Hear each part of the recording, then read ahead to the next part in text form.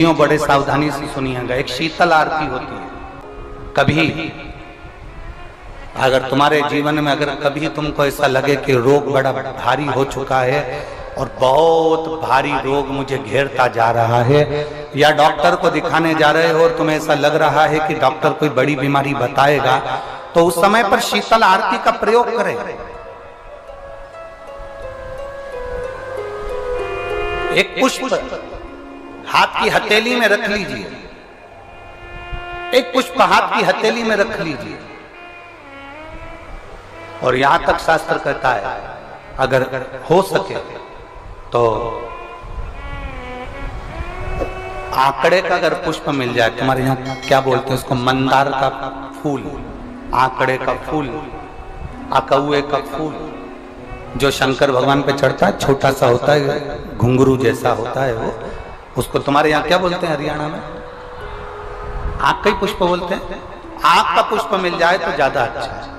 अब उसमें चाहे सफेद हो, चाहे नीला हो, चाहे गुलाबी हो, जैसा भी हो, हाथ में रखने के बाद हाथ में एक लोटा जल, भगवान शंकर के शिवालय में जब आप प्रवेश करें और प्रवेश करते समय भगवान के सम्मुख में जब भगवान शंकर के साक्षी में जब पहुंचे, आपके सामने पूजन में कोई भी सामग्री नहीं है, आपके पास में न दिया है, न बाती है, न गर्भवती है, न चंदन है, न कपूर है, न कोई सामग्री है, केवल एक आंख का पुष्प और एक लोटा जल आपके पास में है। शिवालय में पहुंचकर शीतल आरती का प्रयोग करो। 11 बार भगवान शंकर के 11 रुद्रों का स्मरण कर कर जब 11 बार शंकर के शिवलिंग के ऊपर से नीचे तक वो कलश को जब घुमाया जाता है, और घुमाने के बाद वो आंख का जो पुष्प है वो अशोक सुंदरी वाली जगह पर समर्पित कर कर भगवान शंकर को जो जल चढ़ाया जाता है, जो जल समर्पित किया जाता है, डॉक्टर भले तुमसे कह रहा हो कि तुम्हें बड़ी बीमारी के चांस हैं, आप जाकर एक बार चेक कराना, तुम्हें वो बड़ी बीमारी निकलेगी ही नहीं, उस रोग से तुम मुक्त हो। इसको शीतल आरती का प्रयोग किया गया। ये शीतल आरती, इसको शीतल आरती कहा। शिव की प्राप्ति का, एक रोग से मुक्त होने का। अब आपसे कोई कहे कि ये शीतल आरती का प्रयोग सबसे पहले किसने करा, तो आपको ध्यान लगाना है इस प्रयोग को। सोमनाथ जी की कथा का स्मरण करिएगा, सोमेश्वर की कथा का स्मरण करिएगा। आप स्कंद पुराण में, शिव महापुराण में सोमनाथ जी की कथा का स्मरण करिएगा। चंद्रदेव को काया का रोग हो गया, रोग इतना भारी था, चंद्र समझ नहीं पा रहे थे मैं करूं क्या। जब देव ऋषि नारद के पास पहुंच गए, नारद जी ने कहा एक पार्थिव शिवलिंग का निर्माण करो, बालू के शिवलिंग का निर्माण करो, और समुद्र का ही जल भगवान शंकर को उनके आनंद से आरती कर कर उनको चढ़ाने का प्रयास करो।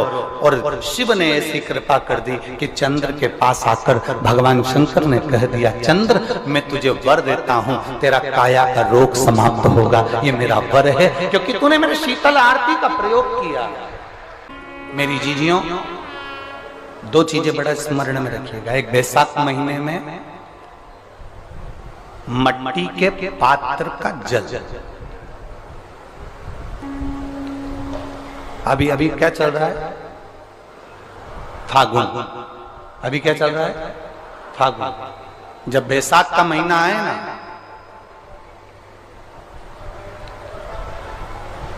जितने यहां बैठे और जितने आस्था चैनल पर सुन रहे हो, जितने फेसबुक यूट्यूब पर कथा श्रवण करना, जितने मोबाइलों पर देख रहे हैं, प्रयास करना, बैसाख के महीने में मिट्टी के पात्र में जो रात्रि भर जल रखा हो, मिट्टी के पात्र में, अगर आपके पास में घड़ा हो, हंडा हो, नी हो, तो दिया हो, दीपक हो, कुल्लड़ हो, कोई भी तुम्हारे पास में जो मिट्टी का पात्र, उसमें जल भरना। वो जल बैसाख के महीने की किसी भी सोमवार के दिन, किसी भी सोमवार के दिन, बैसाख महीने या किसी प्रदोष के दिन, या बैसाख महीने के शिवरात्रि के दिन, वो मिट्टी के पात्र का जल अपने घर के प्रत्येक व्यक्ति का स्पर्श कराकर उस मिट्टी के पात्र के जल को तांबे के पात्र में डाल लीजिए और घर के प्रत्येक व्यक्ति का स्पर्श करा लीजिए, और शंकर भगवान पर कुंदकेश्वर महादेव के नाम से समर्पित करिए। कुंदकेश्वर महादेव,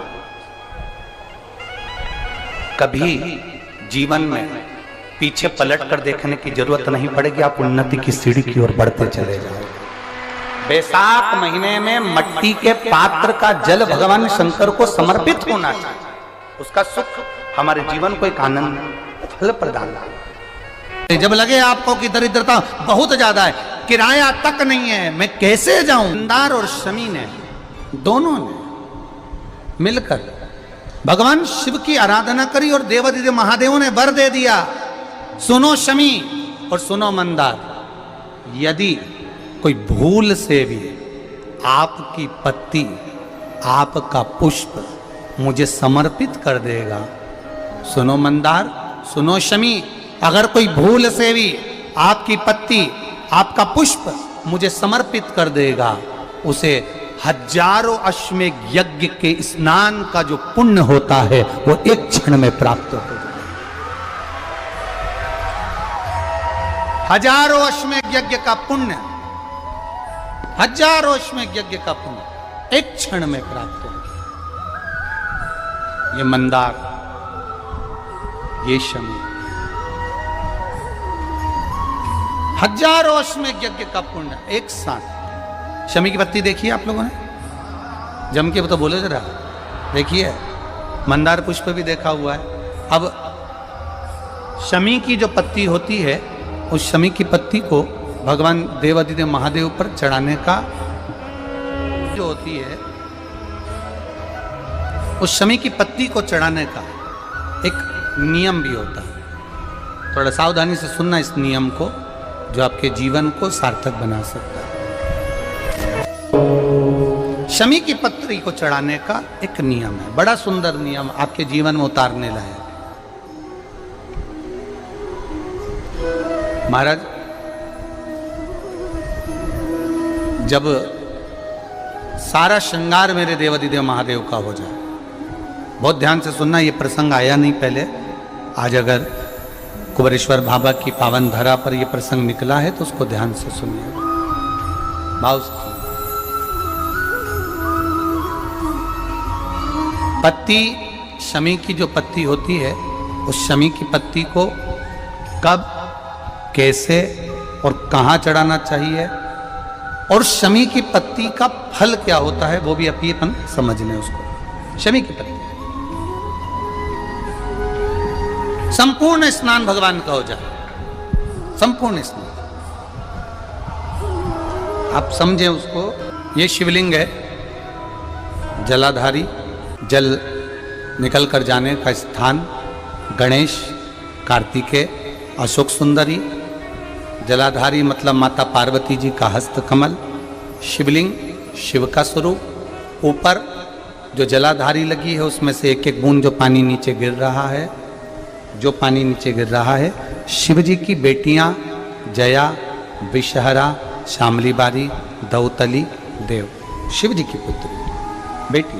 जब देवादिदेव महादेव को शमी का पत्ता चढ़ाया जाता है, कब चढ़ाते हैं, जब आपने संपूर्ण जलाधारी को हाथ से साफ कर दिया हो, शिवलिंग पर जल चढ़ा दिया हो, शिवलिंग का पूरा श्रृंगार आपने कर दिया, संपूर्ण श्रृंगार मेरे देवादिदेव महादेव का हो गया संपूर्ण। बाबा को चंदन का लेपन, अबीर, गुलाल, अक्षत, बेलपत्र, धतूरा, जो भी तुम्हें चढ़ाना है सब कुछ तुमने चढ़ा दिया, सारा श्रृंगार मेरे देवादिदेव महादेव का हो गया।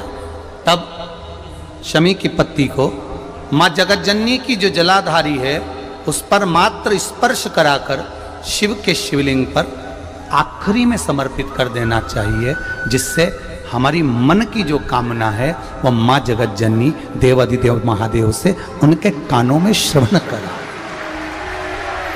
शमी पत्र का एक बात और स्मरण में रहे, शमी पत्र की बहुत एक बात और अपने स्मरण में लीजिएगा। शमी पत्र, जब बहुत ज़्यादा मात्रा में दरिद्रता होती है, बहुत ज़्यादा मात्रा में बहुत कष्टमय जीवन, जैसे एक बहन ने अपने पत्र में लिखा है कि मैं हरियाणा साइड से आई हूँ, उन्होंने अपने पत्र में लिखा है, मेरे को मेरे टिकट करवाने का भी मेरे पास पैसा नहीं था। जिसने लिखा है अगर वो बैठी हो तो खड़ी भी हो सकती है कि मेरे पास टिकट कराने का भी पैसा नहीं था और मेरे पास में कोई धन दौलत इतनी भी नहीं कि मैं आऊँ। मेरे मायके वालों ने मेरी भक्ति को देखकर, एक कोई उनके परिचित जा रहे थे तो उनका टिकट कैंसिल हुआ तो मुझे यहाँ पर भेजा, मैं यहाँ आई। अब जब आपको लगता है कि इतनी दरिद्रता जीवन में है इतना, और ऐसा नहीं है, मनुष्य के जीवन में बहुत सुख दुख तो चलता रहता है। मानव का देह है, ये तो चलना है, जीवन पर्यान चलना है, सुख दुख चलेगा, यश अपयश चलेगा।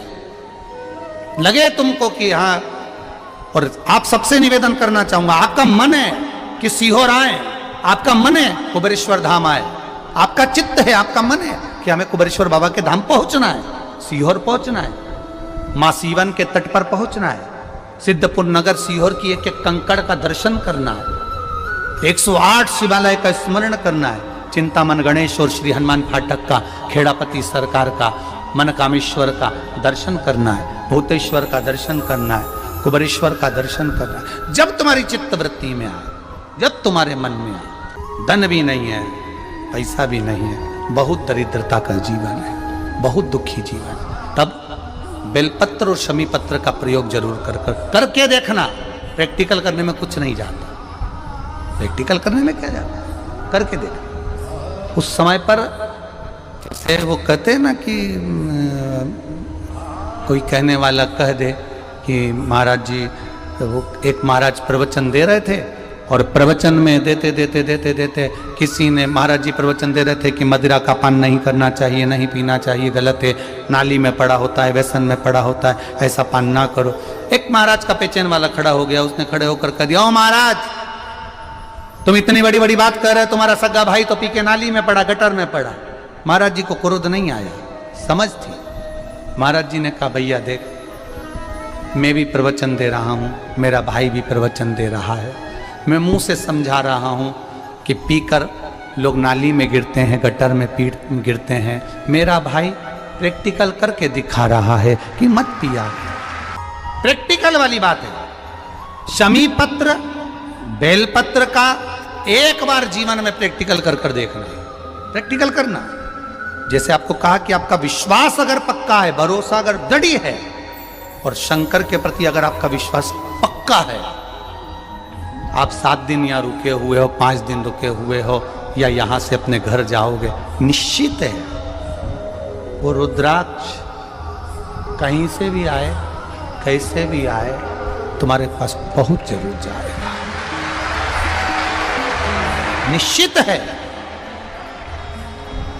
और ये कहीं से भी, कैसे भी, किस रूप में आए, कहां से आए, क्या करे, वो उसके ऊपर है, देगा।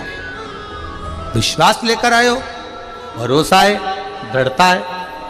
उस बच्चे ने बोर्ड परीक्षा दी, परीक्षा देकर उसने नौकरी का लगाया, विद्युत विभाग में लगा, विद्युत विभाग में मेरे महादेव को हो सकता है नहीं समझ आई होगी तो रेलवे में लगा। विश्वास, भरोसा दृढ़ होना चाहिए। 2 चीजें हमारी शिव महापुराण की कथा कहती है, एक अपना कर्म करना मत भूलो, मेहनत करना मत भूलो, और दूसरा महादेव पर विश्वास करना मत भूलो। ये शिव महापुराण। कर्म करना मत भूलो, मेहनत करो, दिल से करो। करी मेहनत करी, मेरे सीहोर के एक एक समाज के बंधुओं ने मेहनत करी। जो यहाँ से गया, कहीं स्टेशन पर साहू समाज, कहीं कोई समाज, कहीं कोई समाज बड़े प्रेम से पूरी सब्जी खिला रही थी, कोई पोहा खिला रहा था।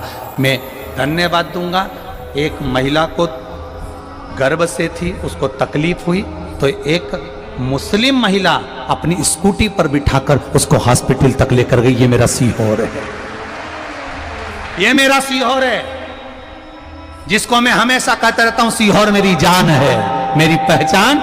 इसलिए मैं अपने नाम के आगे सीहोर वाला लिख, ये मेरी पहचान है। एक मुस्लिम महिला उस नारी को लेकर हॉस्पिटल छोड़ी आई, गर्भ से थी वो। कोई कमाने के उद्देश्य से कहीं ना कहीं कार्य बिगाड़ता, परंतु मेरा महादेव कहीं ना कहीं आकर इन्हीं के रूप में संभालता है। वो